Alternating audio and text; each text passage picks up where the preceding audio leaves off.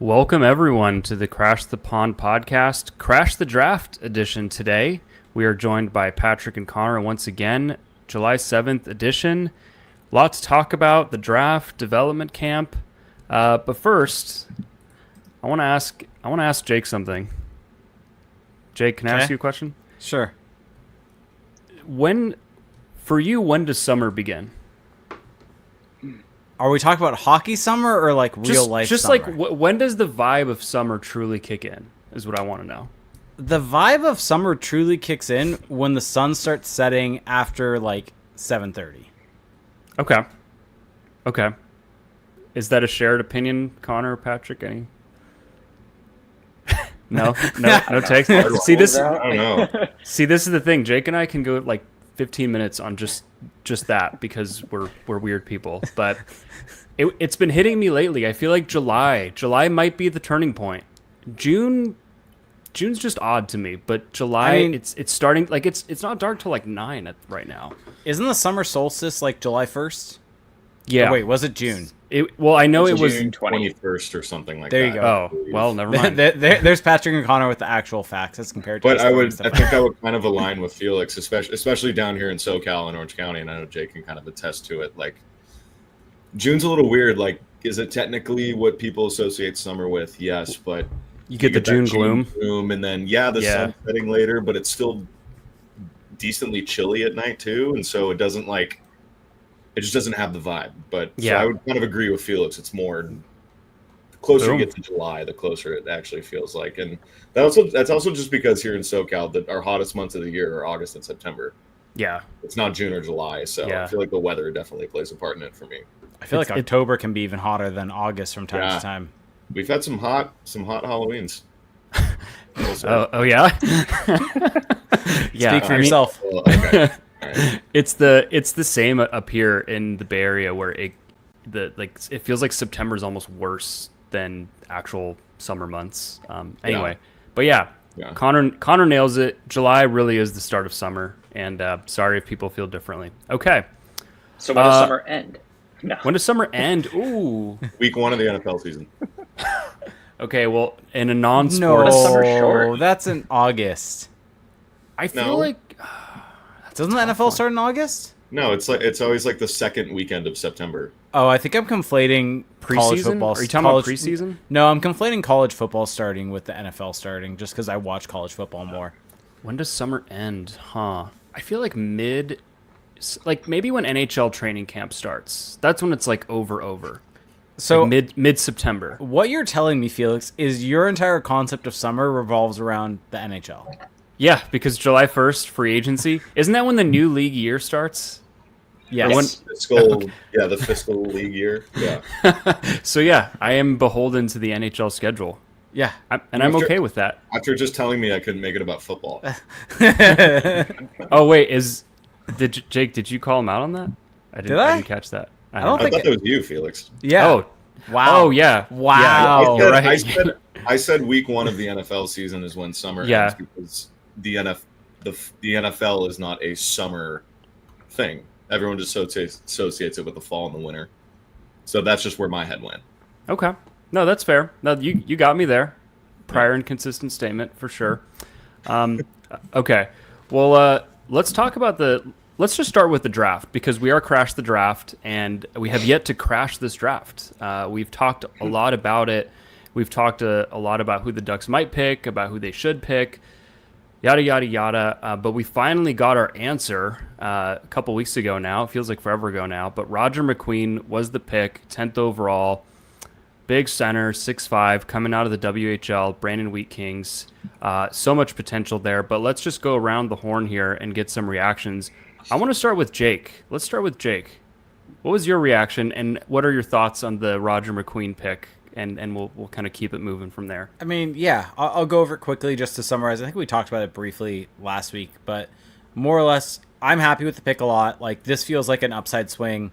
You look at kind of what Roger McQueen could become, and the fact that he slid was largely due to the injury. Yes, there are concerns there. You hope the Ducks did their due diligence on him, and he is a player that could have been a top 5 pick, but due to injuries slid to number 10. I really like the upside play, and then outside of that, just the name and merchandising of it all is hilarious, and you don't pick a guy just for that, but it is a nice little cherry on top of that cake. Yeah. Or Connor, cherry you on top of Sunday. you Whatever it you had some of the inside scoop on the development camp number. So I'm curious, just overall your takes on the Roger McQueen. I did have a little inside scoop on the 95. Little nugget. I knew about that on Saturday morning, the Saturday after the draft. But Wow. yeah, I mean, I was, I had made it pretty clear on Twitter and in the Crash the Pond Discord as well that I was fully on board for Roger McQueen at 10. I thought, given where the Ducks ended up, given where the Ducks currently just are as a franchise, exiting this rebuild, looking to get more competitive while still having one of the better prospect pools in the league. Not a lot of holes in there in any position. So I just thought, like McQueen, once it became kind of known that McQueen was going to slide and, because of the back injury and everything, I think, like when you have the opportunity to take a guy where if he was fully healthy all season, he's 99% probably a locked in top 3 pick, maybe even challenging for 1. I don't know how you don't do it if the medicals look good. And so I was always on board for it. I thought the Ducks were in the perfect spot to do that. So I was very pleased. And, just kind of seeing that, Jake and I were together watching the draft and just, kind of seeing it kind of wind down. Brady Martin went at 5 and I was like, okay, like, we're kind of starting to see Here we go. Top 5, top 6 is kind of like going how we all thought. Martin goes at 6, Hagen's at 7. And we were like, okay, there goes Hagen's. And then it was kind of Seattle and Buffalo where I was a little nervous because I was like, oh man, like, one of them takes McQueen. And were you really? Were you sitting there like, please don't take McQueen? Yes, he was. Oh, Buffalo, wow. At the Buffalo pick, yes. Yeah. So you were like me last year with Demidov. Yeah. Okay. Yeah. Okay. I was like, yeah. Well, Seattle, I was kind of whatever because like I would have been totally down for Jake O'Brien at 10 as well, assuming Buffalo still took Merca. That would have been fine. But when it got to Buffalo, like I was telling, I think whoever Buffalo brought out to announce the pick, I think I made a comment. I was just like, stop talking. I don't care. Just don't pick Roger McQueen. And then he didn't. And then, Oh, it was the Goo Goo Dolls. We haven't talked about Yeah. about the decentralized draft yet, but I already have a feeling we'll how get that's to going to that. go. But no, sorry. I have a feeling how that's going to go. No, sorry to go on a tangent, but yeah, all in all, I thought that was just an A+ pick all around. I thought the Ducks were in the perfect spot to do it, and they went and did it. Love it, Patrick. Do you agree or disagree? Well, I was at the draft with Derek. Oh, and, even better. Yeah, it was that Seattle pick that really solidified it. Just because if that pick was Merca instead of O'Brien, I have a feeling Buffalo might have gone McQueen, and then I'm not so sure if Verbeek and Co. would have gone with O'Brien at 10. So then it was kind of up in the air. But once O'Brien went 8, and then obviously when Merca went 9, like I don't know if there was another player that the Ducks would have taken. And then when Charlie Conway said from Brandon, Derek and I like kind of did a little high five and a cheer. So Really? yes, that was the pick. Yeah. You're not supposed to was the do pick that in the that, press box. Just kidding. Doesn't count. It's the draft. So yeah, I was very happy with the pick, and like Connor said, the Ducks were in a good spot to do it, just based on how deep their pipeline is at every position, and so it was I love the upside swing. It was that was the pick, and I think we're all happy with that. Yep. I love hearing everyone's draft day story. I feel like that's been my biggest takeaway so far. Patrick was literally at the draft covering it, and Connor and Jake were together. I was sitting right here. I have not moved since draft day. I thought you were at the ring. No, I had a beer league. I had a beer league game that night, but I just once the Ducks made their pick, actually after Pittsburgh went up to the stage, once that was over, then I bounced. But yeah, I was right here. So for all we know, I haven't gone anywhere since. Not that far from the truth.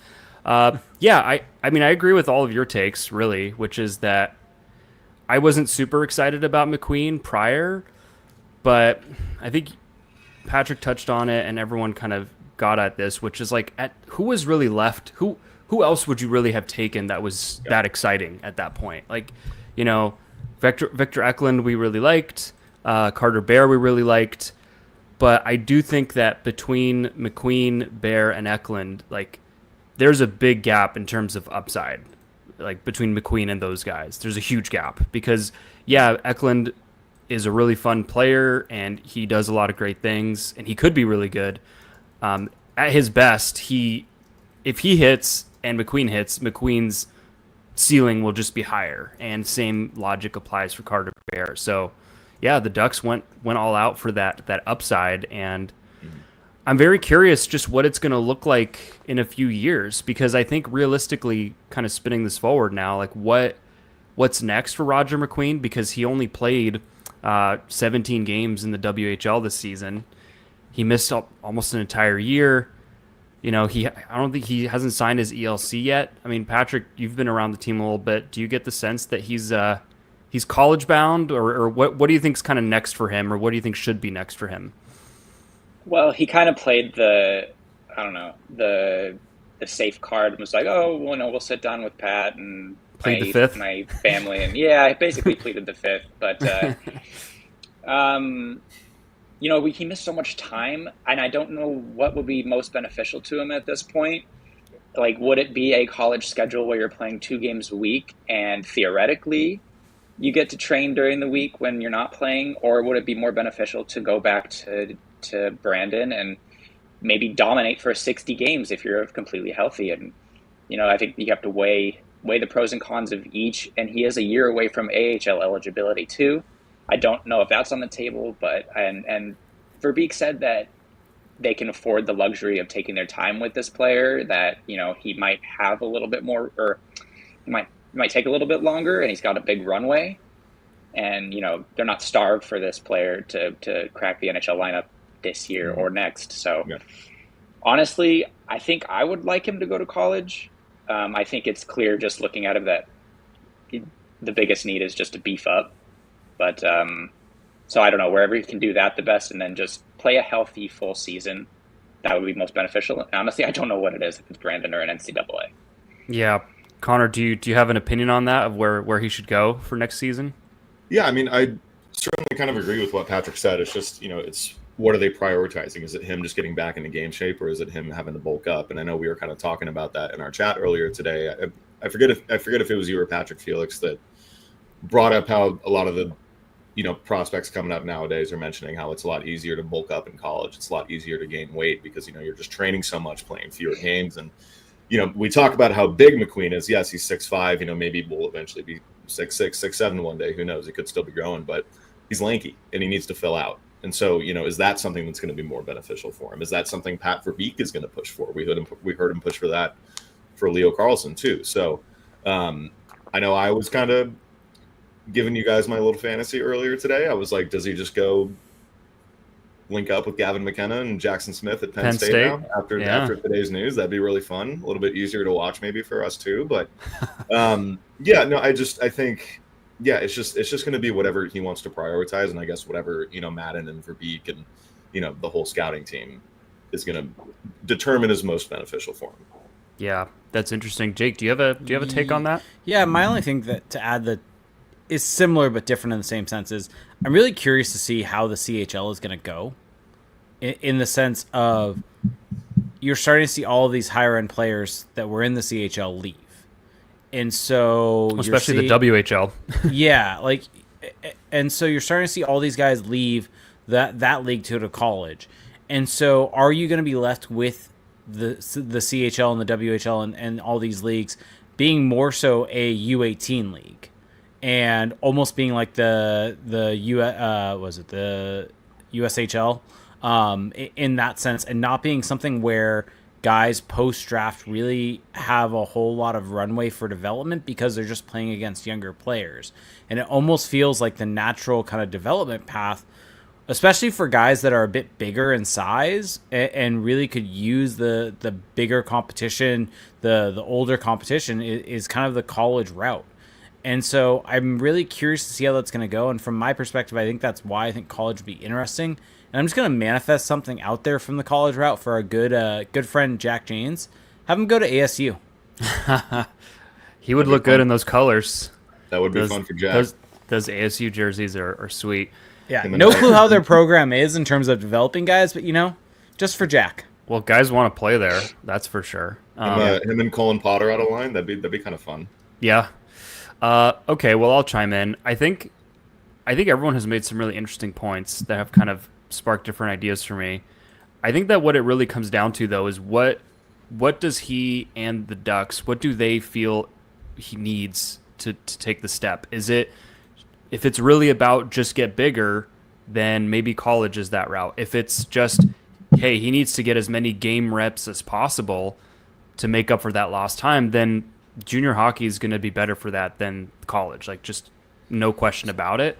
And yeah, there's stars that are leaving junior hockey, but I still think it's going to be a very high caliber, and he's not going to be wasting his time there. I do think, though, that, given his age, he's going to be 19 in October. I think that he's one of, maybe the concern with him going back to junior is that he's 6'5", he's still pretty lanky, but is there a concern that when he goes back, he's maybe going to dominate because of his size, and then he's not really going to fully develop his hockey brain and his arsenal of skills? I don't necessarily know if that's going to happen, just because I don't think he's not really like a bowling ball out there. He's more of a skill player. So maybe you decide, instead let's put him in college, put him against older, more physically mature players where he can't dominate with his skill, and then he has to, get smarter, he has to get more skilled, and maybe that gets what you want. So I'm kind of torn, because I think there's pros and cons either way, but I think for me, at just bottom, he needs to just play. Wherever, he just needs to play a lot of hockey. It's the same thing with Tristan Luneau that we saw a couple of years ago, where he missed a season. Like, it just didn't matter where he was going to play this year. Like, he just needs to play. So I'm not really committed to one side or the other on that. And I honestly wonder if college is even actually on the table, but maybe based on his comment to Patrick, we don't know. One thing I did want to ask Patrick here, what do you think, when will he be ready for the NHL? I feel like that's always the question with top picks, but what's his kind of runway? Even just removing the fact that the Ducks can be patient, how close do you think he is? Well, on a skill set basis and just watching him skate in person, I thought, oh yeah, that's right. He's on another level. It's just watching him at Dev Camp and seeing last year Cutter Gauthier go to Dev Camp, and the way he was just different, and the way he was just so much better than everyone else. The same thing kind of happened with Roger this year. But again, like I said, he's a skinny kid. But you don't get to see them in game situations too much.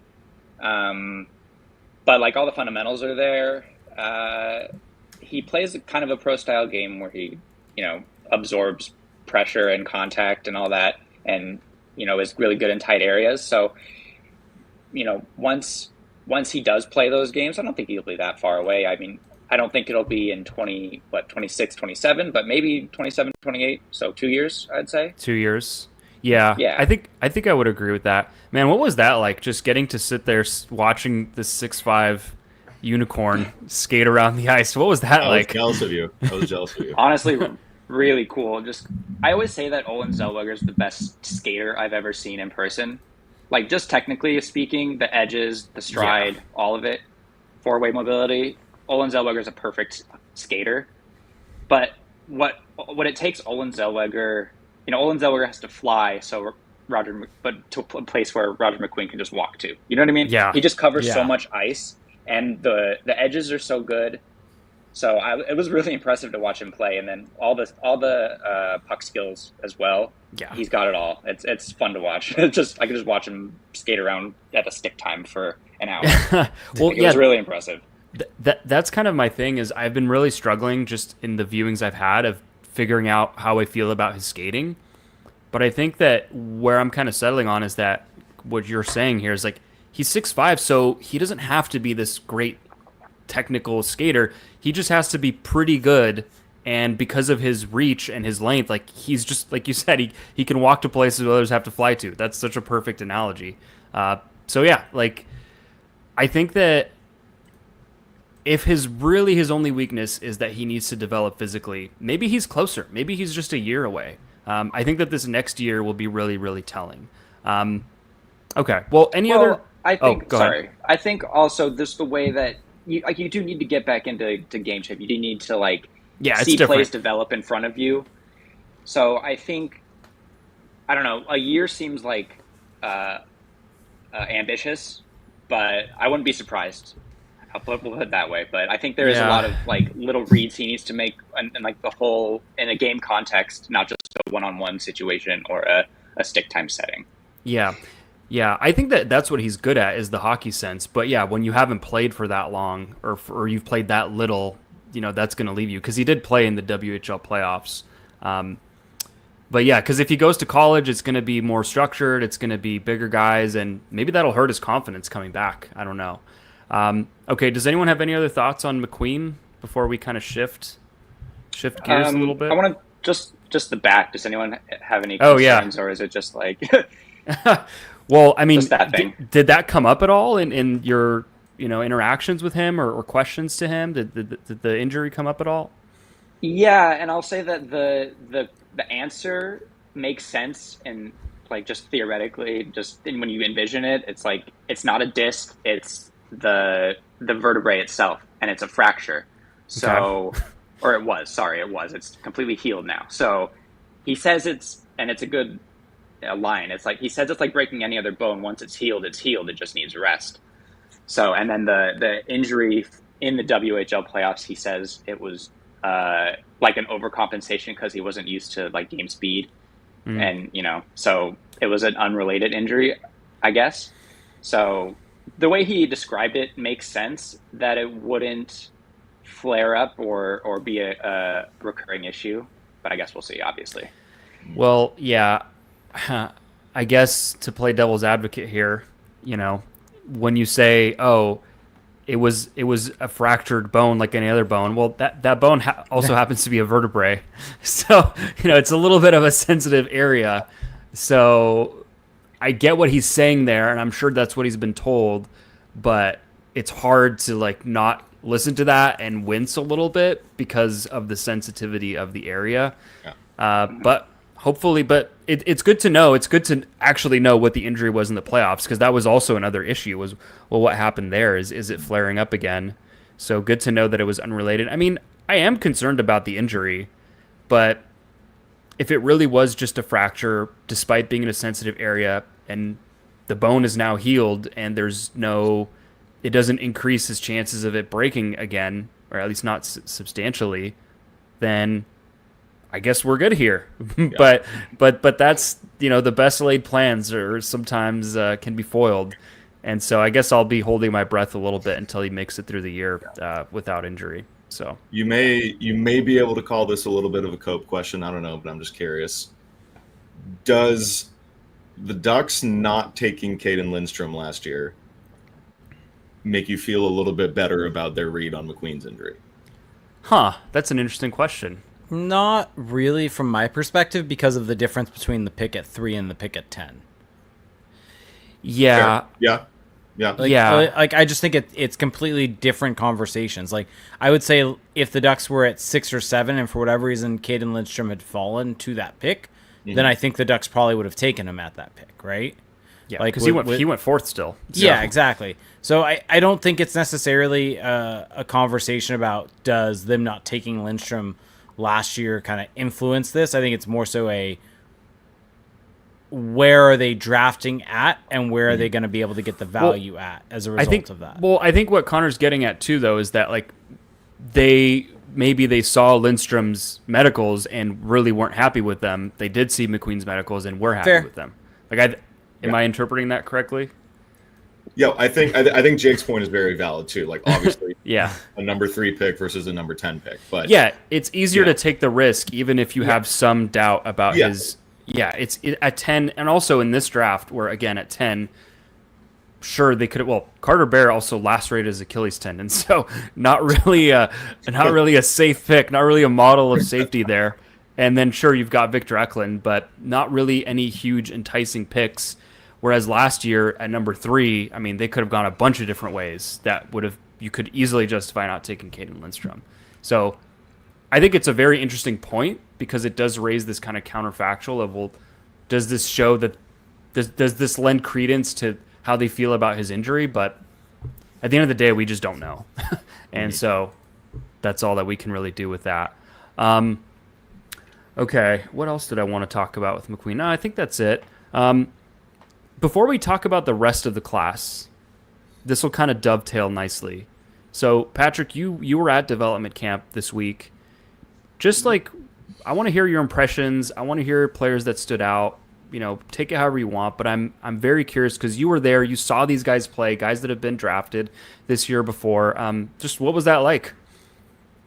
You're talking about guys from this draft class or just throughout the well, whole this draft class plus the ones before, but we're kind of focused a little bit more on this year's class since that's who we're talking about today. So I thought that I really liked Anthony Elaine Samaki. I think I loved watching him skate. He does that mohawk thing that's really fun to watch, and I think he's a good skater and good with the puck. But the guy that stood out is the second round pick, or the first of the second round picks, Eric Nilsson. He does everything so effortlessly, and like he just leans on his stick and the puck's in the back of the net, and the way he uses his edges is so fluid and fun. And then who's from this? Oh, the goalie Elijah. I'm not going to pronounce his last name. Elijah N. Yeah, he seemed really happy to be there, and he was fun to watch with the puck as well. Like he plays the puck really well. And then I'll say Solberg. We all know Solberg, and guys from not this draft class. Yeah, Beckett looks a lot bigger. I'll say that. Yeah. Yeah, he looks a lot bigger and NHL ready. Body wise, maybe. Yeah. I mean, Madden said he needs one big summer as far as training goes, off ice training, but he looked NHL ready to me as far as physical. Who else? Oh, Emil Guite. Am I saying that right? Yeah, nailed it. Yeah. Okay. 10 out of 10. He's got a ton of skill, and he was the number 2 overall pick in the QMJHL draft behind Caleb Denoye, and I thought the skill is there for sure. For whatever reason, it might be a confidence thing. He had a really poor draft year where he was like around a half point per game, but when he was skating, you could tell there was skill there and why he went so high in the QMJHL draft. Yeah, interesting. Okay, why don't we do this? Because I have questions about every single player, but I'm just gonna I want to give this a little bit of structure. So let's do this. Ducks pick McQueen at 10. We covered that. Eric Nilsson was their next pick in the second round, 45th overall. You already talked about him. I did a little bit of a just kind of bird's eye view on every player before we started doing this. And correct me if I'm wrong because you saw him play, but here's the elevator pitch first off from Elite Prospects. A fluid skating two-way center who drives play in transition and uses his motor as a defensive weapon. And then it's just, can he make his style work? They have him as a 6 skater, which their scale is 1 through 9, and 5 is average. And just watching him very, very briefly before this, like he looks like he could be a very competent kind of middle 6 guy. Is that what you saw in that development camp? Yes, absolutely. The details were there, and that's what you would kind of expect from those kind of Swedish two-way guys like we saw last year with Lucas Pettersson. Him and Pettersson both compared their games to William Karlsson, another former Ducks pick. So, yes, I think that is bang on that like middle 6 two-way. There is offense there, but he's got a nice shot. He's got a really good shot. It's all in the details for him, and I'll be interested to see him. I think he's going to Michigan State next year, he's making the jump. He's making the jump across to North America, so I think that'll be interesting to see. Yeah, he is listed through the combine measurements at 5'11 and a half. So have the Verbeek allegations officially been defeated? Or did Verbeek round up in his head? That's the question. Well, they also signed Mikael Granlund, who is 5'10". Yeah, but he meets the age requirement though. There's How could we forget, huh? It's a sliding scale of age to height. There's 2 ports of entry. Over 6 foot or over 30. Those are the 2.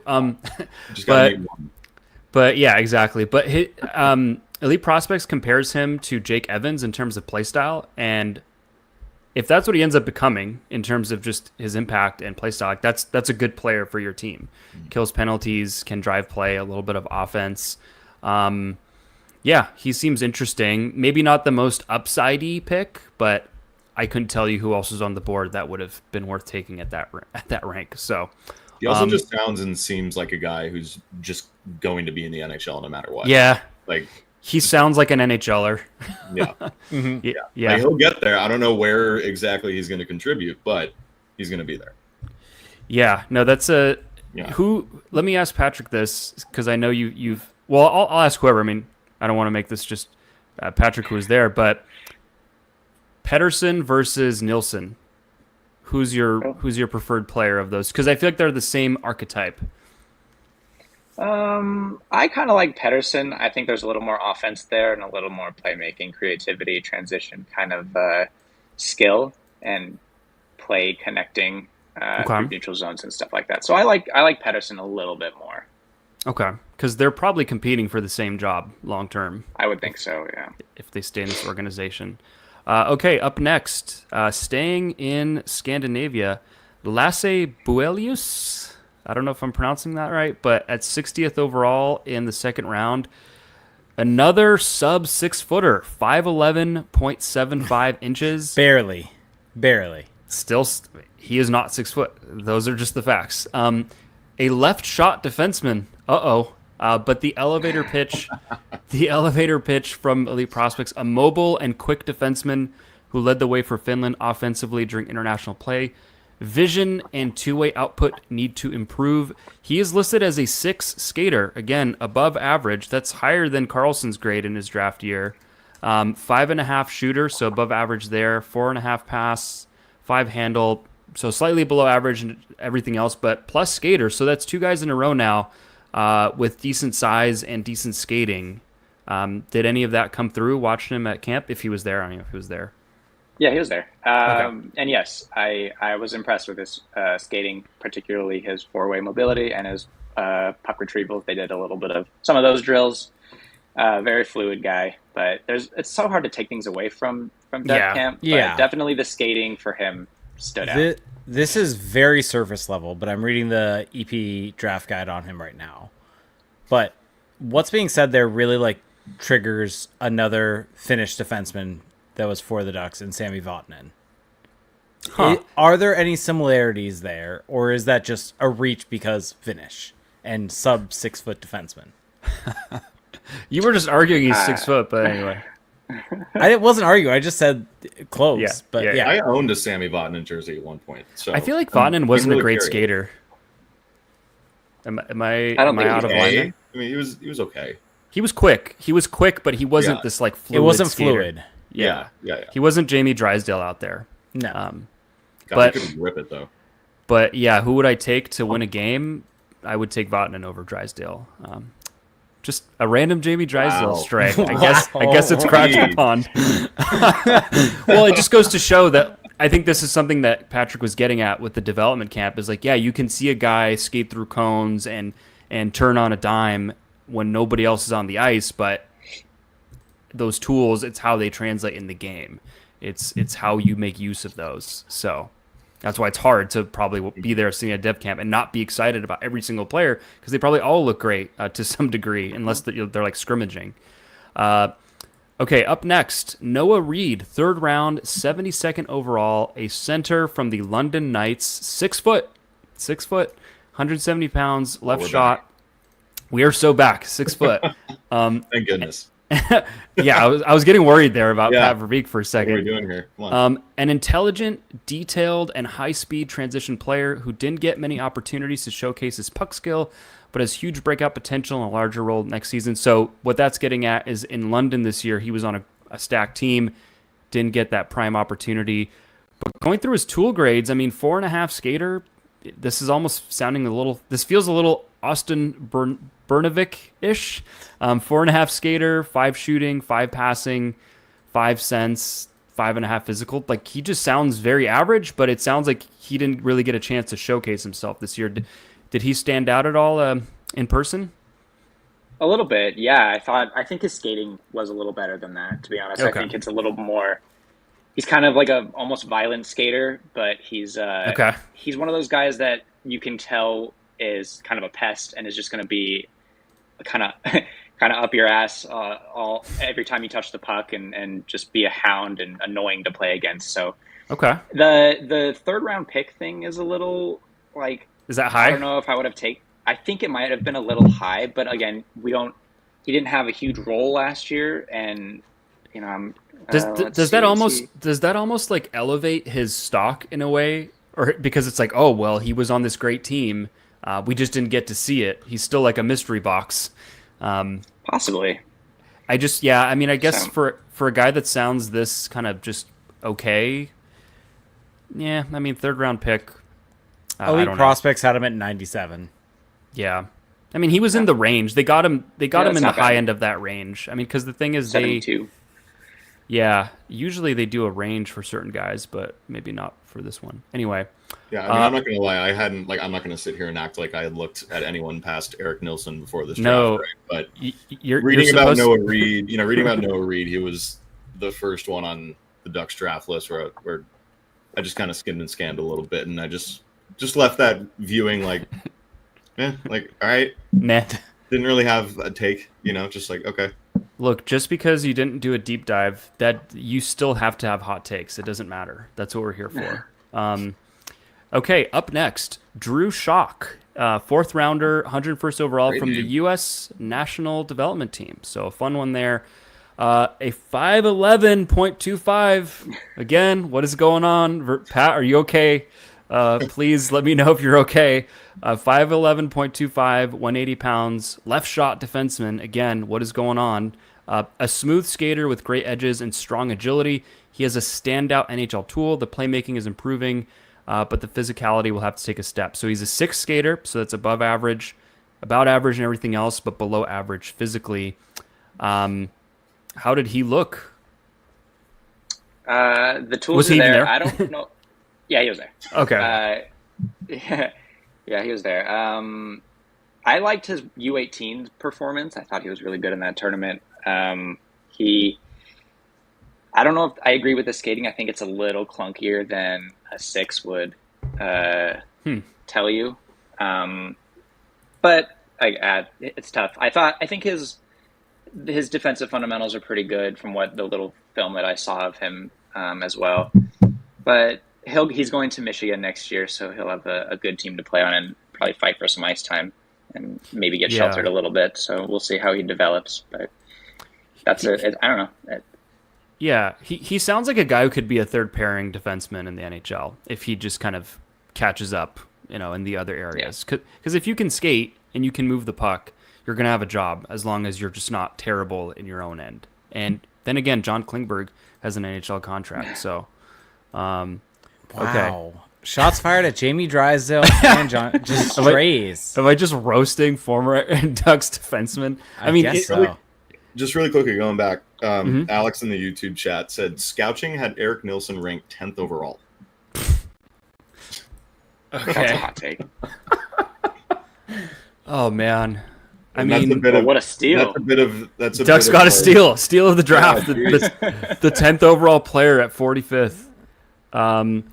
Look, I will never go super hard on someone who actually, watches all these players and does the work. And hey, you're entitled to your opinion.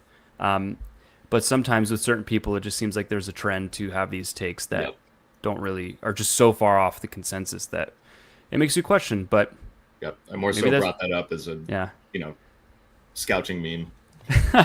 I mean, hey, I respect the hustle, but for sure. 10th overall sounds really high. So anyway, maybe we'll get him on the show to have that debate. Up next, Elijah Neuenschwander. Maybe I said that right. Pretty good. We'll find out. Goalie. So the Ducks draft a goalie. What does that mean? I feel like there's always a slight panic whenever a goalie gets drafted. And they draft a goalie every year. I honestly. Was last year Clara? They didn't draft a goalie last year. Nope. Damn. Claire was the year before 20. I think was Claire the Minch? Almost every year they draft a goalie. I feel like with goalies, you should just draft 20 and just see which one pans out. Like it's just it's such a crapshoot with goalies. So Neuenschwander is a 6'4" goalie, catches left, so good size. The scouting reports on him are pretty thin, but the scout for Elite Prospects did not have a high opinion on him. Below average in pretty much everything. His post play got a 5, which I'm curious. Anyway, like I'll defer to the goalie scouts. But how did he look? How did he look on the ice? Did he stop any pucks? I don't know. He looked big. That's my scouting report. He's a big kid. Yeah, 6'4" is huge. Yeah. But for a goalie, it's kind of like middle of the road. Yeah, the goalie. Yeah, the goalie room was a big room with him It's a and basketball Clara team. Butayets, and I forget who else. But yeah, Was Claire in there it's a also? big room. Suchanik. Yep. Like with goalies these days, you can't go wrong with tall, European, and long name. Yeah, honestly, Yeah. if you were to just draft on that basis, you might do okay. Yeah. Yeah, my thing, my just one little note is I always have a soft spot for Swiss goalies. Just going back to the Jonas Hiller, David Abisher, Cristobal Huet to a degree, even though he wasn't actually Swiss. But I have a soft spot for those goalies. They usually have good pads, good style. So we'll see. I always also just love when a guy from like in atypical hockey country, is kind of brought into the fold. I always kind of like one of those, Yeah, I love the Swiss players and the Swiss team. Like I just love the way that they kind of do things over there with their development. It's all about like the national team model as opposed to, well, I guess the U.S. has that. It's really just Canada that's lacking that. Anyway, moving on to 5th round pick, 136th overall, Alexis Mathieu, a left shot defenseman. 6'3", though, 6'3.25". There it so is. Hard-nosed. big kid, hard-nosed defenseman with good skating, fairly limited on puck, but could become a third-pairing guy. Above average skater, above average physical. How did he look besides tall? Yeah, tall again, but very meat and potatoes. Like I don't know if there was a lot of puck skill, but meat and potatoes. He'll be a good defender. There's definitely a high floor there, and he'll play pro hockey somewhere. It could be, the path is long, but he could make it in the NHL. But definitely a glass chipper and a pain in the ass to try to get to the front of the net on. So is he left shot Noah Warren? Or is that another stray? Does that count as a stray? I don't know. That definitely does count as a stray. Is he Noah Warren or Connor Smith? Oof. Okay. That's bait. That's bait. We're not taking the bait. We're somewhere in between. Well, he sounds like a good skater, so that rules out Connor Smith. Well, I just know one Tyson of the first Hines? words that EP said about him was that he's violent, and so I got my mustard from a few pods ago. So there we go. Yeah, tall and can hit, but I do think the above average skating is at least like you said, he'll play somewhere. And then next, we already kind of talked about him, but Emile Guité, he was, like you said, he was actually the QMJHL Rookie of the Year. I think what's interesting is that all of his tool grades for elite prospects are average to below average, except for his shot. 6'6" as a shooter, and he's the only prospect that they drafted outside of McQueen that I actually went to watch because I was just curious because I've heard his name a lot over the years. His profile seems intriguing. Yeah, exactly. Like he's kind of an interesting pick. But watching him, like, he doesn't seem like a great skater or kind of physical guy, but man, he can put the puck away from that bumper position, and I'm curious how he looked on the ice at camp. Yeah, like I said, the puck skills are there. The skating's fine, I think. Very I don't know about the edges, but definitely straight line speed. He's that north-south kind of player. But yeah, the shot is obviously what stuck out, and then it would kind of just snap off his stick, and it was in a corner somewhere. Mm-hmm. But yeah, definitely, I liked watching him, and his skill definitely stood out. And you could see why he was the second overall pick in the queue a couple of years ago. Is he the next Rookie of the Year, I guess, too? Yeah, is he the next Troy Terry? the fifth rounder that becomes an all-star. I'm If curious. anyone From what I will, like understand, that's a good. It's a Go good ahead, Patrick, upside swing at that. You want Yeah. like darts at the board at those picks, and that's a good one, I think. Well, I feel like they end up doing that with the Q also from time to time. I think back now, granted, a bit more higher profile being a second round pick, but Tristan Luneau was kind of that, where he was someone that was really highly touted going into his draft year, and due to injuries, didn't really play that much in his draft year, and they were able to get him at a lower pick than he probably would have gone with all other things considered. So I don't know. With their history of the Q, I think that this is intriguing to me, at least. It's nowhere near as high as a second-round pick, so I don't think you can expect him to necessarily make it, but I think it's definitely a good throw at the dartboard. Yeah. It was honestly a little bit like Maxime Massé last year, who was third or fourth round pick. They play for the same Q team. Yeah. Did they play on a line, Felix? Did you? Oh, I don't know. I didn't catch that. He's a left wing. Massé's a right wing. Just curious. Yeah, I don't know, because Massé's a righty, I think, so maybe. Yeah. Well, very different players though, because Massé is like 100%. This kind of big guy with the shot, whereas Guité is this kind of small. He wears number 86, so he's got that like Jack Hughes look on the ice, where he's tiny, but he's got the flashy number and the handle and the shot. So I hope he makes it. I think he'd be a fun story. Yeah. And it's just, when I saw this pick come through on Twitter, I was like, oh, this is just classic Martin Madden, just mining the QMJHL. But I will say, his QMJHL picks, whenever I go back to kind of just get a feel for the players, watching them a little bit, there's very few where I've come away thinking, oh, I don't understand this pick, or I don't like this player, or whatever. Like, there's always kind of something there that you can pick at. Like Jake brought up Luneau, even Warren, when they picked him, like there was some upside there. So in Martin Madden, I trust. Okay, moving it further down the list, Anthony L.A. Samake. I'll pull him up here real quick. How did he look, though, on the ice? I loved watching him skate. Like I said, he does the mohawk that's really fun, and he's super in control of his edges, and he's got really good puck skills. Elite Prospect says his shot wasn't very good, but I don't know. I didn't see a problem. Oh, they have as a 3. I think that's the lowest grade I've ever seen for a shot.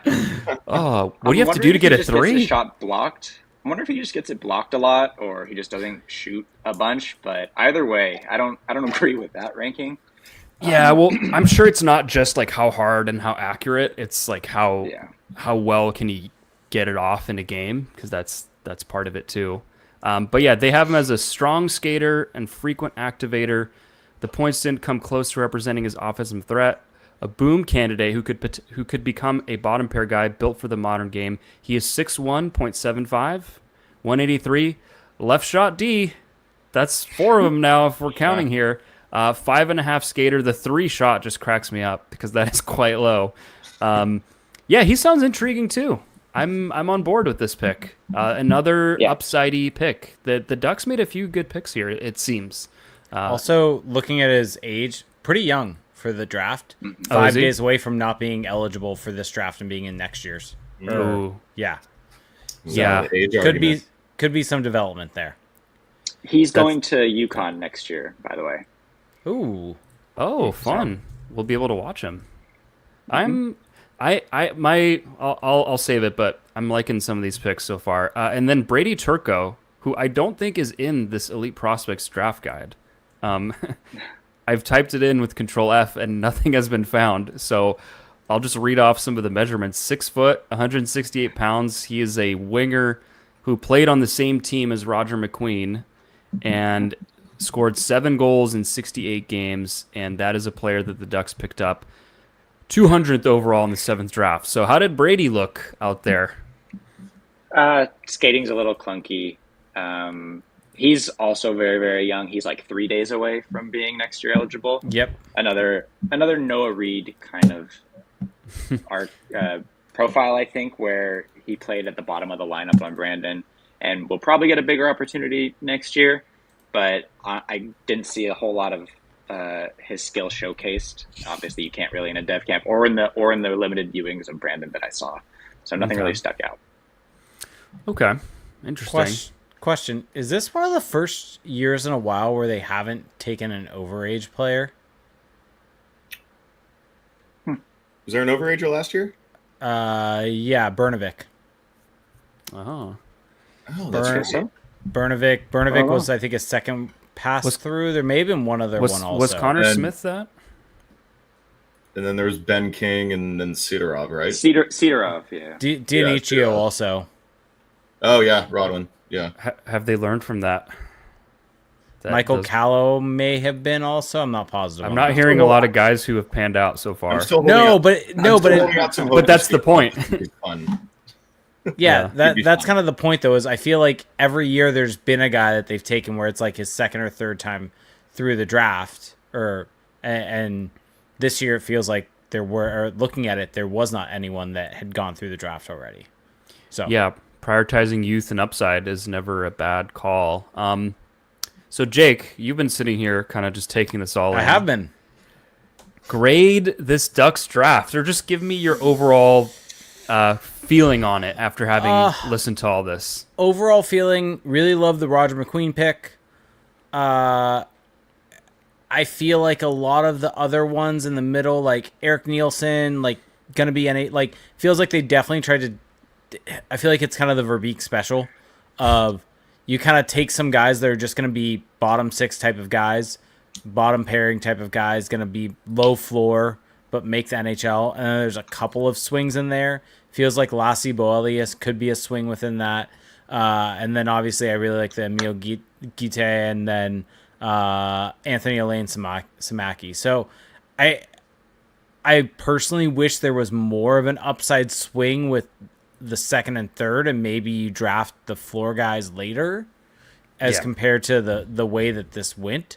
So that's why maybe I would give it a B plus. But I mean, the Roger McQueen pick is an A. Like the value that they potentially got from that pick is an A. The rest of it's kind of more of a nitpick outside of that brings it down a little bit. Yeah, I think that there is a trend here of the Ducks in the second round the last few years prioritizing guys who look a lot like Eric Nielsen, just kind of solid, safe players, but you haven't really seen that big home run swing. And I don't think that's a bad thing per se, because also like it depends who's available. Was this the year to do that? But there is a little bit of a trend here. I mean, here are the second round picks since Verbeek took over, and I'll just throw this guy in. First round pick, but I'm going to throw him in also. Nathan Gaucher.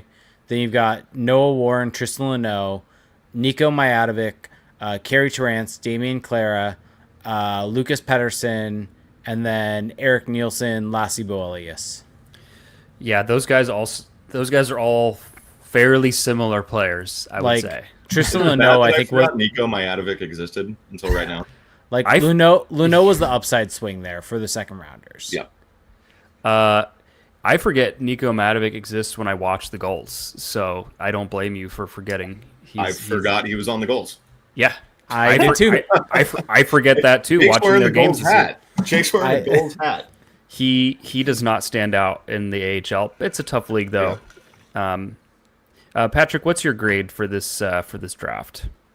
I think a B is fair. I agree with.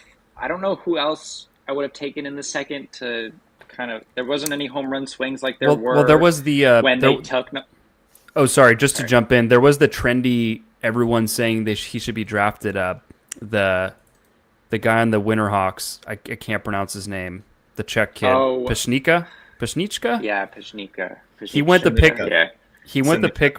He went the pick right after. So, just throwing that fact in. I would have been okay with that. That's a home run. That's a home run swing. But yeah, this draft it didn't bother me with the way that the other ones have in the past. The last couple, as far as those mid-round picks, second and third, just because I thought there were home run swings to take, especially the Majadovic pick. But so this draft, I'll say B plus because it's going to ride and die on number 10, Roger McQueen. So yeah, fair enough. Connor, what's your grade? Yeah, I think I'd fall in that B plus territory. I mean, I already kind of talked about it. I just think the McQueen pick was a home run slam dunk pick. I think just McQueen alone, I think you could talk me into maybe just making it an A minus just because of where they were able to get him. But I like the Nielsen pick. I like the Emil Gite pick. I know Jay kind of mentioned it a little bit. Maybe some other areas in the draft you can nitpick, like that guy's just kind of a guy, or he's just kind of another, not a whole lot to see there type of thing. Maybe take a few more swings, maybe take a fun Russian kid, who knows. But yeah, I'd fall in that same ballpark of B plus, and potentially an A minus. If I'm feeling spicy. I think that getting McQueen at 10 is just crazy value. Of course, there's a reason he was available at 10, and you can't overlook that. But where the Ducks are at now, why not take the swing? So I think that pick alone is an A. And then after that, I mean, I think that what's interesting about this draft is that they really seem to target guys with like either guys who they thought were a little unheralded, aka Noah Reed, or everyone else. They have like a standout tool. Like, all the defensemen seems like they're really good skaters. Guite's got the shot. And I think that I like that trend of just let's identify guys who can do certain things really well, and we'll kind of work on the development side of it from there. And I do also like the fact that they clearly didn't draft for need, because they drafted 4 left shot defensemen and they do not need those. But it's like, yeah, draft the player who's highest on your board. That's what it really comes down to. And so I'll give it an A minus. I'll go a little higher than you guys just to be different. Because the McQueen pick, and then I think that in a draft where there was so much uncertainty and everyone was just kind of writing it off, I think drafting a lot of guys who look like they could just be NHLers is probably a pretty sound approach, as opposed to swing. Because, I heard someone say the other day that, calling out the term dart throw in the later rounds. And it's like, yeah, some guys you are throwing a dart, but other guys are not a dart throw, where it's like the chance that they actually hit is so low that you might as well just not even be throwing a dart at all. And so I think that there is a little danger in just doing that to do it. And so drafting a lot of guys with some interesting traits, why not? Why not? Like, if you were to predict how many NHLers come out of this draft, what's the number? For the Ducks? Define NHLer. Yeah, sorry, for the Ducks, yeah. NHLer... Like 100 games? Yeah, 100 games, sure. Plays. 3. 3? Wow. That's a good number. If it was set at 2.5, I think I'd also take the over. Wow. I'd probably take the over. I think for sure McQueen. For sure, Nielsen. I think Nielsen, and then sounds like an NHLer. Yeah. And then I think there's just going to be one guy in the next mix that makes it. It'll be Guite or Boelius, or who knows, maybe Alain Samaki. Who knows? My fear with Guite is that he's just not going to be. He's not going to have the physical tools to get there. And I'm not saying that as if I think that I'm like worried about that's what's going to hold him back. Just that I don't want that to be the thing that holds him back, because I like him as a player. But yeah, fun draft class. We kind of covered the whole thing. Was there anything else we were going to talk about today?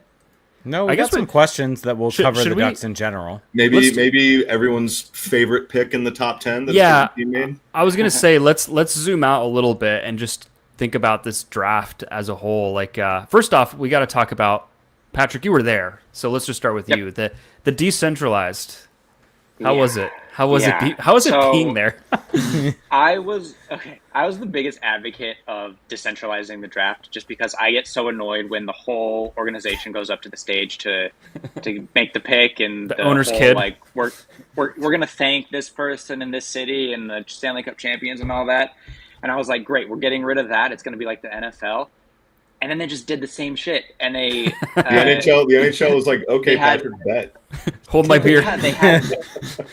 They were like, okay, we're going to have celebrities. And then celebrities all wanted their moment to talk for 30 seconds. And Charles Barkley had to talk to Gary Bettman for 5 minutes and have a conversation before making That was fun. I like that was the only good one, to be fair.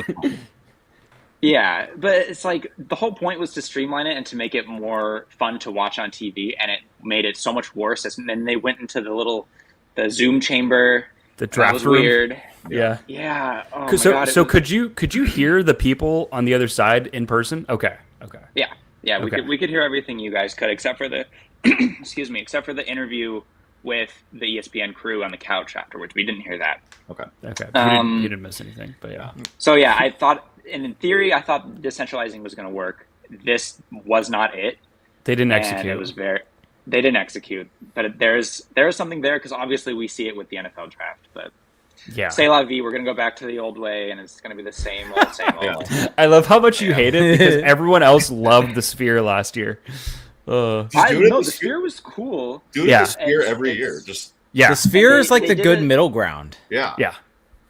They did a good job with the Sphere telling the GMs not to take their sweet time and do all that song and dance. So It's because they had the to pay Sphere was so very much to good do and it. it ran.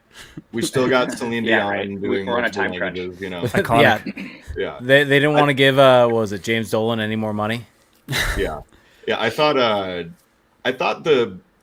originally, and Jake, you might remember me making this comment because we were together, but I think it started off well because Schaefer had the lovely moment with the jersey and the breast cancer patch and everything, and he's crying, he's obviously emotional, if you know what he's been through, and so I feel that originally I leaned over to Jake or Mike or whoever it was, and I was like, oh, I think this is really cool. And then very quickly, when every Flop. team did that, I was like, oh, okay. I think you and I agreed completely Belly on up. that. Yeah. Like Schaefer had his moment. That was great. Like, maybe just do that for the first overall pick. Maybe just do that for the number 2 guy. Like, Yeah. not every single guy needed to walk over. And like, I don't know if we needed Shea Weber on an iPhone, On a potato camera. Yeah. Oh. Like, the Charles Barkley potato thing was phone. funny. I love a good Chuck appearance, but just Also, Go I back saw to the this. Sphere. I saw this as a suggestion, but I agree with it completely. If you're trading for a pick, the clock should not reset. If you're trading for a pick, you know who you're taking with that pick. That's a good shout. Like that is like it doesn't happen like a ton, but it's just like a little way that you could shave off time.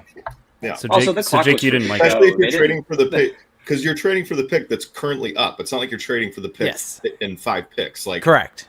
you're trading up for a reason, not just like, oh, sure, let's see what's out there. Like, Yeah. Yeah. Yep. Exactly. Yeah. You were gonna say I'm- something, Pat? Oh, go I ahead, was just Patrick. saying the clock didn't mean anything. They took their time, like they went way over the clock limit a bunch, and I think Fair it was enough. just there for show. Okay. But yeah, I was going to say something else. I ran out of steam after like pick 16. I was like, we're only halfway done, and I made it- really tired at that point. I made it to 10. I think we all saw the Ben Kindle pick, and then we were like, okay, we had to go do stuff. We all left the brewery we're Yeah. at. Shout out Docent. Shout out. Patrick, what was the coolest / most random thing you saw being at the draft? I mean, they had every NHL award in the building on like the second floor. So you come up the escalator and you see the Conn Smythe, the Norris, the Stanley Cup, like all Wow. of it right The there. Jim- That was the Jim that was Gregory? interesting. That's Yeah. sick. I thought that was pretty cool. And then we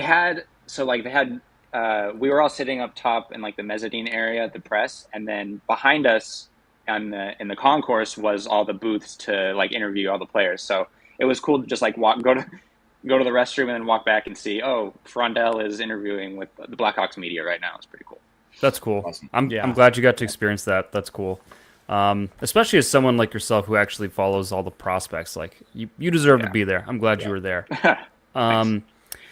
Yeah. Well, let's. I mean, for me personally, just talking about that, like, I recognize that it was not well executed, but I just don't really care because I'm just watching for the picks, and I'm so on the edge of my seat for the first 10 or so picks that it kind of just goes over my head. I also left after pick 11 and 12. So, but yeah, anything that stood out to anyone about the picks, I think that we were all so convinced Frondell was going to go too because of that Cam Robinson tweet. And then turns out it goes chalk. It was a big pile of smoke. That's all it was. There was a lot of smoke. The top They're 10 trying to bait top 10 someone. was very chalk.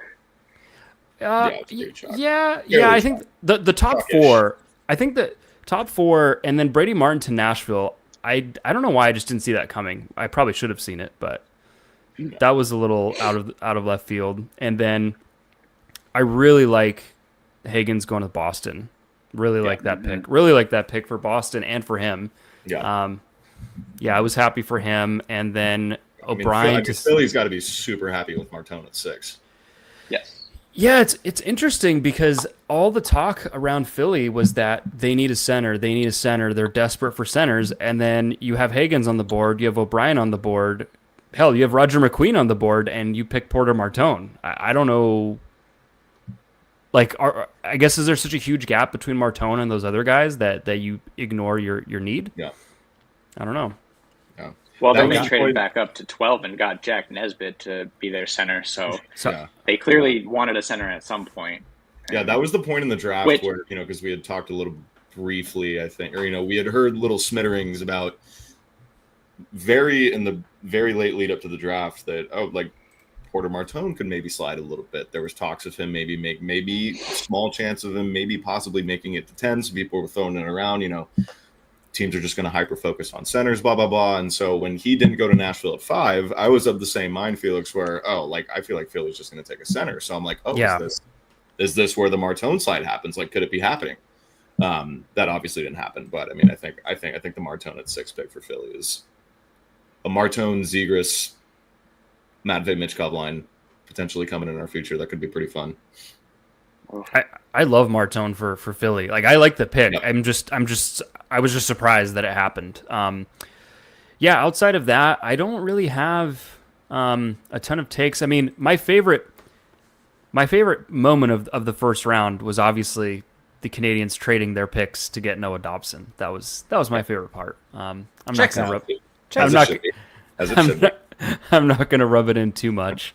Yeah, I mean, I guess slightly surprised that Victor Eklund went 16th. I thought he'd go a little higher, but Kendall and Nesbitt basically moved him out. What did you guys make of the Islanders going Eklund Aitchison with the 16-17? I loved it. I thought, they crushed that. Yep. Yeah. Well, in Cam Robinson, I was listening to Robinson and Peters draft recap pod. It came out last week, but for some reason I forgot about it, and so I just listened to it today because I knew we were doing this. But they brought up, or they were having this debate, and I can't remember which one of them said it, but they were like, one of them asked the other, like, do you think the Islanders, we knew the Islanders were trying so hard to trade back into the top 10 to get Higgins and pair, get the just do the Shagans thing, right, and bring the hometown kid home, whatever. And so one of them was like, do you think they're obviously they have Matthew Schaefer, but do you think they were left maybe a little wanting? And I think it was actually Robinson that was like, no, because he mentioned that he personally thinks that the combination of Victor Eklund and Kashawn Aitchison, he thinks outweighs James Higgins alone. Huh. But the fact that you also have Matthew Schaefer, because I think Peters asked him, he was like, would you rather take Higgins or would you rather take the combo of Eklund and Aitchison? And he right away said, give me the combo. See, I disagree, but I'm also a Higgins. I'm a Higgins apologist. I knew you would disagree, but I guess I don't like that take. I mean, I know you disagree, but I guess that was a spin on that I had not considered myself. It's not like an invalid take. Yeah. Like I was at the gym and I'm like, that's actually like an interesting angle on that. I guess it really comes down to how you view Aitchison for me, because I think Eklund's pretty much a known quantity. So, okay. Want to blitz through some questions? We've got 3 in Discord that we'll go to. Yep. And then we got maybe 1 on Twitch that we'll get to. More so aimed at the Ducks. One's Crash the Draft specific, though. But we'll start with this. This is from our Patreon-exclusive Discord. Go to patreon.com/crashthepond. This is from O'Lally. Even though points aren't everything, what are realistic point totals next season for Gauthier, Carlson, and Lacombe? I love these kind of questions because I feel like we never think about point totals, and then to actually sit down and like do the math is kind of fun. I was actually texting you this, Jake, the other day of like, will Cutter Gauthier ever break 60 points in his career? And you said no, I think. Did I? I don't remember what I said. Or I think you said he's not going to get to a point per game. Point per game, yeah. I think over 60 will happen. I think he had 44 points this year, Cutter, and he had 20 goals. I will put him I'll just give him 55 points. 55 seems right. So, just for the record, here's the weird thing. Gauthier, Lacombe, and Carlson, all like within 1 point of each other. Lacombe and Gauthier, 43 points. Carlson, 44 points. Oh, yeah. What do you guys think of my 55 for Gauthier? I think it's fair. I mean, 5 more goals, 5 more He's- assists. He's trending upward. I have no qualms with that. If that's Well, the power play is going to be better, I think. I've Mm-hmm. said that a few years in a row now, but I think the power play is going to be better with Jay Woodcroft, and he shoots a lot. Like, I think he's got a pretty solid floor of 20 goals, and he can move up from there. I think that if he's actually playing on the power play, which he wasn't, and like all of his whole point total came at 5-on-5, and he's got 44 points in 82 games, and Get most 2 of that power came play in the back goals. half. Yeah, most of his points came in the back half of the season. So I would go like closer to 60, just based on how he finished the year, and getting any sort of power play time is going to boost that total quite a bit, in my opinion. 30-30? 30-30. We'll go 30-30. Yep. 30-30 would be a hell of a season. If there was ever an award for like the sophomore of the year, that might win him it right there. Yeah. Jackson I LaCombe. think if you believe in Oh, I think go you ahead. believe in Jay Woodcroft running the power play, like I think all 4 of us do. I think, right around 60. I think is Well, fair. who's the top power play unit right now? I mean, Ryder, I've- Carlson, Lacombe, That's my Who question. should it be? Or Gauthier, McTavish. Like, is Gauthier Lacombe Terry, going to Gauthier be McTavish? I don't know. is Lacombe going to be running be on that first power play? I think there's a lot of questions I have there when getting to Lacombe's point totals of, is he going to be on that first unit? Is it going to be Minchikov? Is it going to be Zellweger? Because it's going to be Lacombe. Lacombe will have the pole position, I think, to start. I would agree. And then it's just whether he probably. can keep the job. I mean, here's my thing with Lacombe. And people get real blustery and fussy when we talk about Lacombe because he had a great season. And he was fantastic. I just want to make that clear. I think he had a great season. He's a great player. I love Jackson Lacombe. I don't know what else to say. But he put up a lot of points, which he had never done. He put up these great underlying stats, which he had never done. He shot 10%, which is not this crazy high number, but that's higher than what he had shot before. And I'm wondering if almost Jackson Lacombe is just going to kind of hold at where he is, or is there another level? That's what I'm curious about. And so I would say I would be a little more conservative and maybe say he sticks around like that 50-point range, like 40 to 50 is kind of my range for him. Is that being too harsh on Jackson? I could see a situation where I think maybe it's temporary that something like this happens, but like you said, he kind of maybe levels out a bit for the first half of the season and then kind of and then finds his footing again and then takes off. But I certainly don't think that's out of the realm of possibility. I mean, it's not every player that sees a late season resurgence like that just continues to go like this. You know what I mean? There's going to be little peaks and valleys, little dips and dews, whatever. But yeah, I think that's a fair point. Can I put Jake on the spot real quick? well, I was going to sure, go for it. Is Jackson Lacombe a number 1 defenseman? Oh, why you got a point? Plead the fifth? I don't think so. Get him. Did you say high Get end him, folks. Yes, Did you say high end number 2? I would say high end number 2. I think Pavel Minchikov is the only one in the mix of those young defensemen that can be a number 1 defenseman. Okay, but so I was kind of asking more currently. Like right now, is he a number 1 defenseman? Oh, I see what you're saying. Yeah. I think you meant where he was going to go. No, No, I don't think he's a number 1 defenseman because I think having a true number 1 defenseman, that is an elite player. And while Jackson Lacombe had a great season last year, no doubt, I don't think he's necessarily there yet. Yeah, it's so hard because as much as his stats pop off the page, maybe I've done the thing people did with Higgins where they over-scouted him, where I feel like I've overwatched him, and I just don't know if I see a number 1 defenseman. But Patrick, any thoughts? yeah, I'm putting you on the spot now. I mean, by my definition, which is like an all situations player, if you're down a goal, up a goal, power play, penalty kill, he's the first guy over the boards. That's what his role was last year. Long term, so yeah, he's a number 1 defenseman. I don't know if he's a number 1 defenseman on a contending team, a cup team. He's number 1. I don't think. what about just like a playoff team? I think he can be a number 1 on a playoff team. Okay. Yeah. Okay. I think he's the number 1 defenseman right now, just by proxy. Probably. But Yeah, who is Yeah, the like- number one? like, It I think has to he's be number- Lacombe, right? Like, I think by usage, yes. It's just whether Yeah. I think for me, it's removing the usage and just doing the concept of a number one defenseman. Like, you can have a team without a number one defenseman or a number one center. Yeah. And that would be my thing.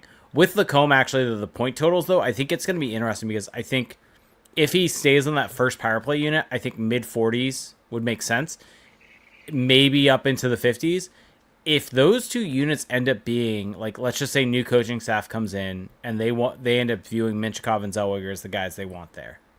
If he ends up not being on the power play and they limit his minutes because of them using him more as a number one defenseman, having him on the penalty kill and then kind of taking away the power play minutes to lessen the load on him a bit, I think we could see that point total maybe stay at like 40 points. Like, it's very dependent on the power play to me where that point total ends up.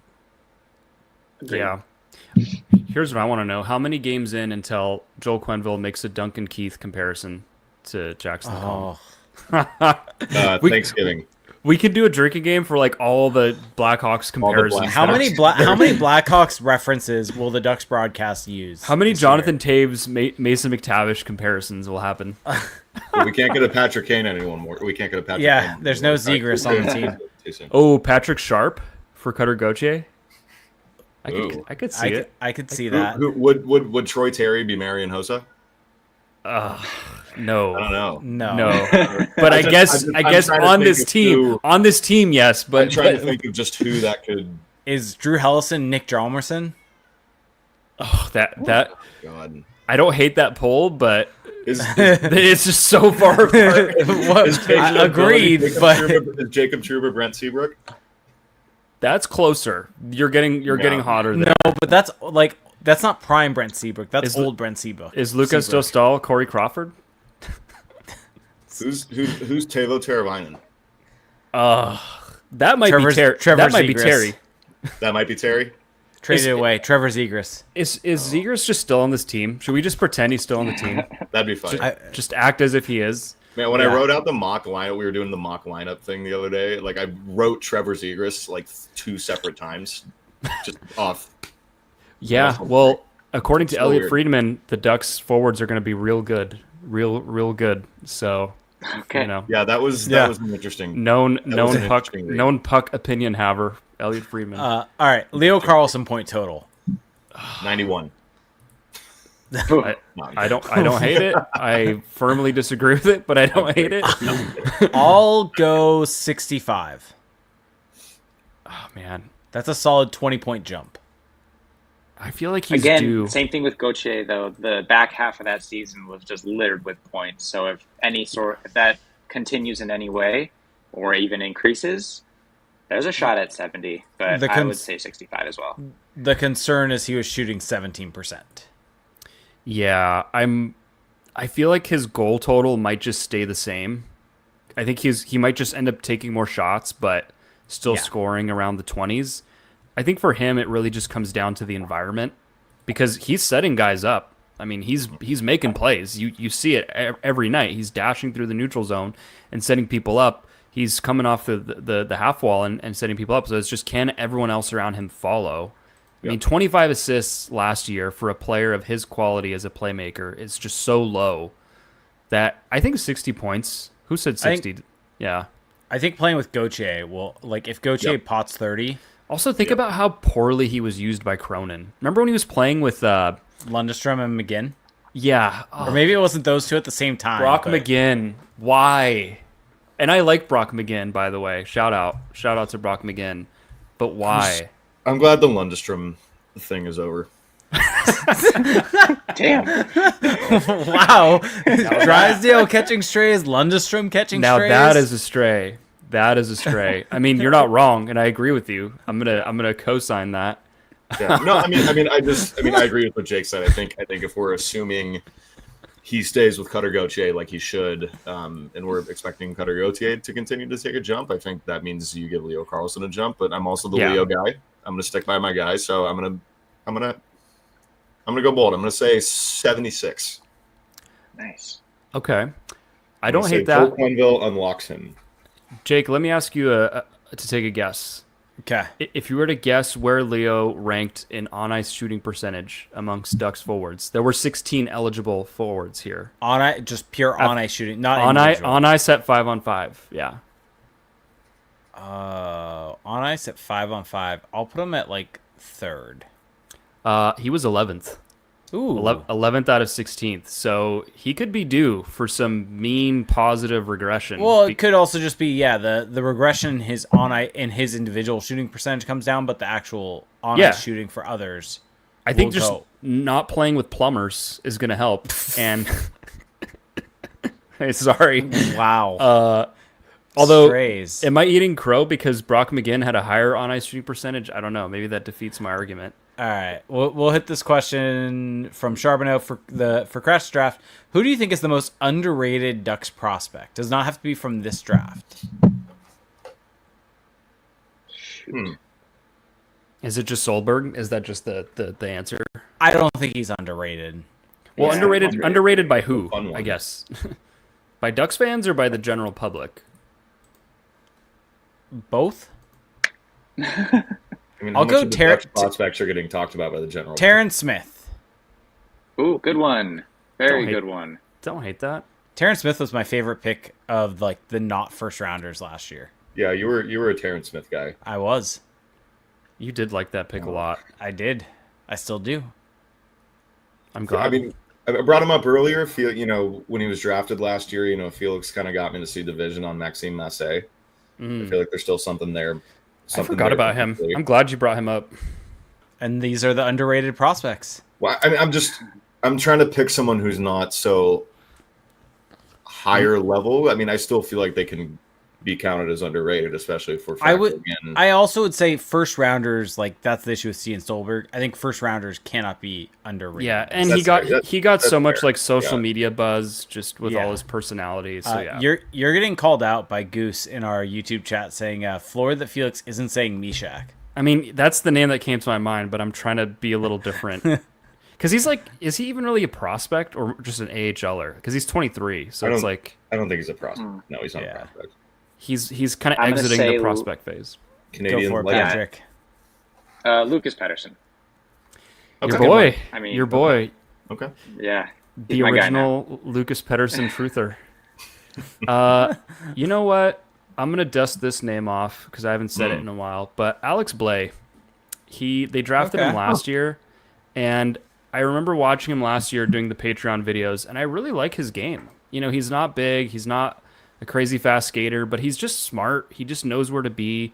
He does all the little things, and I just feel like that guy's gonna play. That guy's gonna be an NHLer. Will he be an elite one? Probably not. But I feel like guys like him, they find a way because of their brains. So I'm rooting for him. He's another one going to UConn, by the way. Oh, love that. A little UConn presence. I will be buying a UConn. Is it Huskies? I'll be buying a UConn Huskies Alexandre Blais jersey. What about Ian Moore? I still feel like people don't. Is he underrated? I don't know if I would. I don't know if I. Some he's people a big think he should be on the Ducks. That's why I brought him up. I mean, you have this small group of people that always bring him up, and I like him a lot. AKA me. I think he should be on the. Well, no, and that wasn't meant to be like a negative thing. It's just like I still feel like you almost never hear his name brought up. I feel like his name wasn't brought up in some ways because it was unclear if he was going to sign. Well, I feel like that was the big question mark. I'd say even since then. Oh, I mean, he's been basically invisible for like 4 years. People have just not talked about him since he was drafted. Yeah. I mean, Thomas Sukanek, the goalie, he kind of disappeared because of an injury, but he could come back and have a monster season. He had a really good first season in the AHL. Like wherever he ends up playing, whether it's the ECHL or the AHL, like I think he could be due for a great season. Yeah. Yep. All right. D Frenzy said, "Is this the worst offseason in recent Ducks history so far? Especially if Pat Verbeek strikes out in the trade market. Is the forward core even better? I personally think in the long term it got worse. Maybe it got a bit better in the short term, but it's marginal at best. Who's having the worst offseason so far? The Ducks or the Sabres?" I think D Frenzy kind of just answered his own question. Who wants to go first on this one? Not me. Not me. Not Pat, me. I'm going to put it to Patrick because Patrick had a great article that came out. Yeah, he called out Pat Verbeek. I calls him like a season. No, I mean, I Is don't this think the any worst of us are- offseason in recent Ducks history? Yes, I believe it is. Just based on asset management alone and reading of the market, the team. I mean, the team is probably going to be better just based on the young guys improving. And Mikhail Granlund and Chris Kreider are good players. The coaching staff is better. But for the long term, I'm just not so sure. And, you know, like I said in that article, like the writing was on the wall with the writing on the wall. That it was writing on the wall with Zegras and Gibson, but just the way the market was read and not manipulated whatsoever really left a lot to be desired. When Charlie Coyle gets a significantly bigger return than Trevor Zegras, I think that's a little bit of a problem. Here's a question. Should the Ducks have been in on... Like, I was thinking about that this morning, listening to 32 Thoughts on my drive. Should the Ducks have been in on Charlie Coyle? No, he's just so mid. I have no idea. I have no idea what his numbers look like. Everyone likes him, but like he skates Also, well. I don't remember what that trade was like either, but it was just like a random thought. I feel like if you kept Trevor Zegras, that could have been your Ryan Poehling. Yeah. Yeah. Yeah. So just like Nice. Yeah. Man, I feel like now we're starting the podcast with this question because this is actually what we've been talking about for like a week. Worst offseason ever? I don't know because I don't have a ranking in my head, but it's been pretty bad. I mean, yes, the team has gotten better, but has it gotten better because of what's been done? Or, I don't know, like it's just, it feels like Verbeek had a very specific idea of the kind of players he wanted to add. He got those players. He completely struck out on free agency, and people will say, oh, well, he can't control that, this and that, and blah, blah. It's like, yeah, sure, he can't. There's a lot he can't control, but it's his job to make stuff happen. And when nothing happens, it's just, it's Well, who else are we going to blame? Also, if you have two straight off seasons where the intent has been to sign guys, and it's clear that last year with what came out about Stamkos and Marchessault, They wanted to sign people. They wanted to sign those guys to big deals, and if he cannot close those deals with those types of guys, that is also an issue.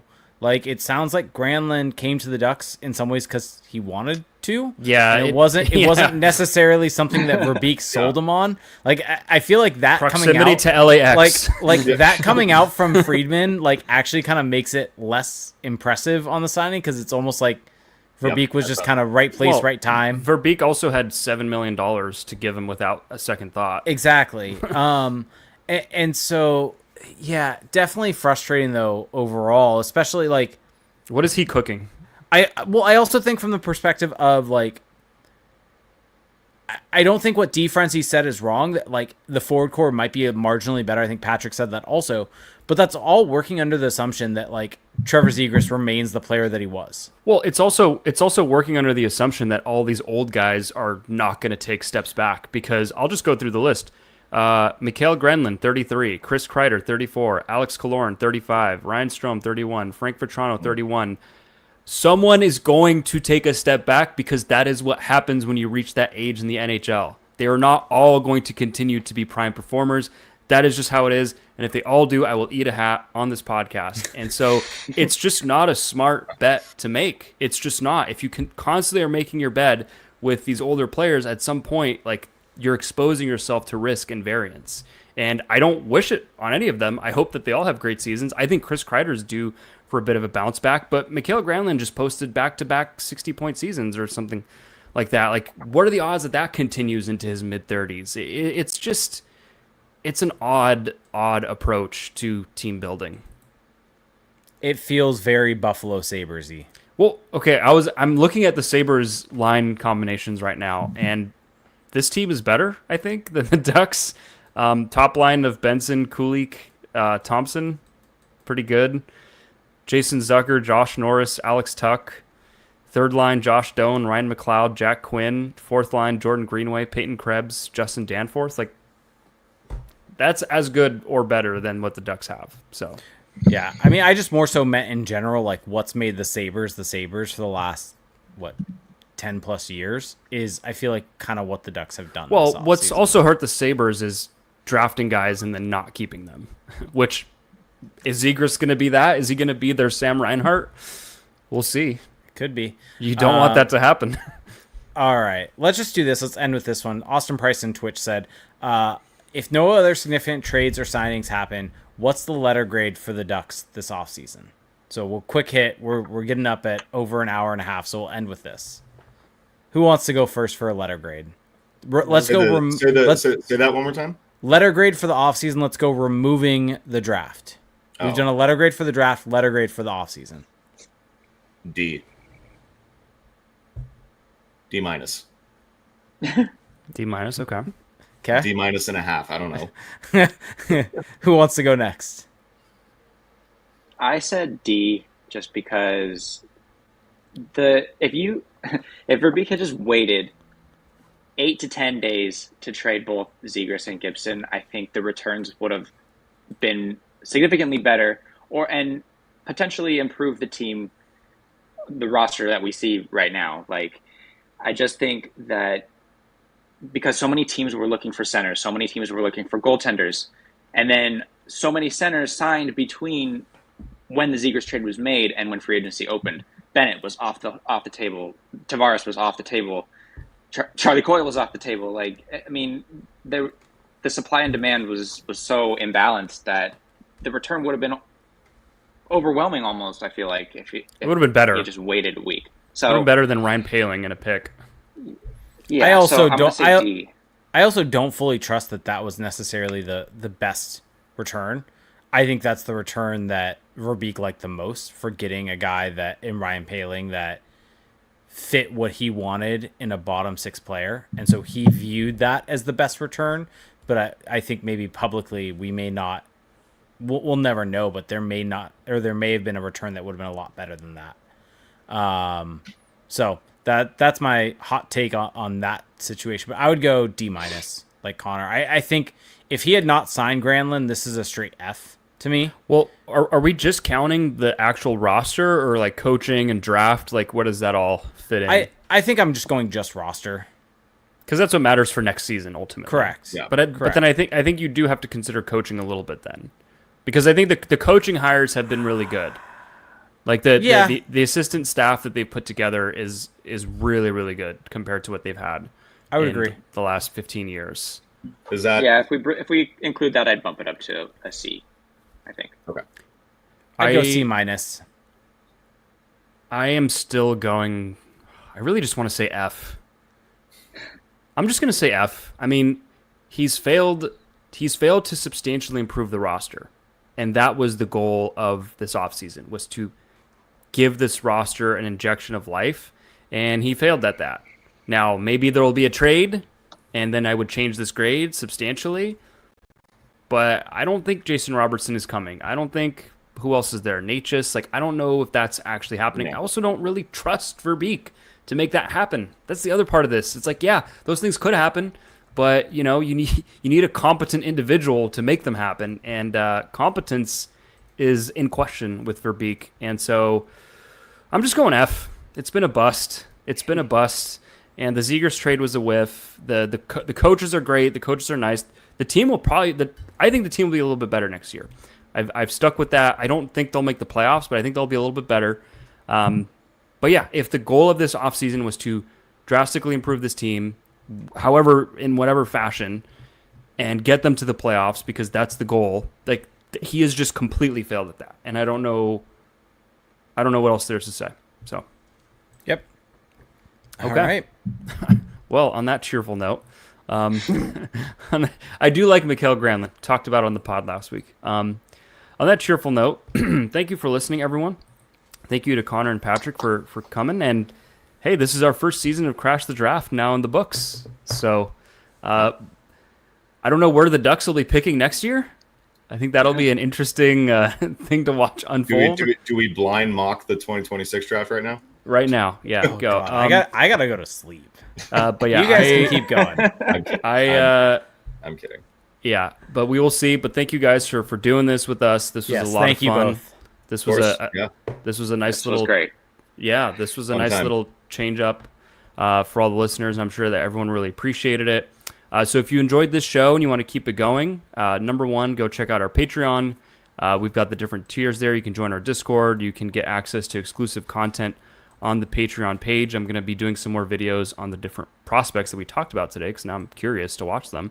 So go check that out, patreon.com/crashthepond, and leave us a rating and a review on Apple Podcast if you haven't done that already. Or if you've already done it, but Crash the Draft is a new variation, leave a review for that. We'd appreciate it. Subscribe to us on Spotify, subscribe to our YouTube channel. And with all that being said, thank you for listening, everyone, and we'll talk to you soon. Have a good one. Bye.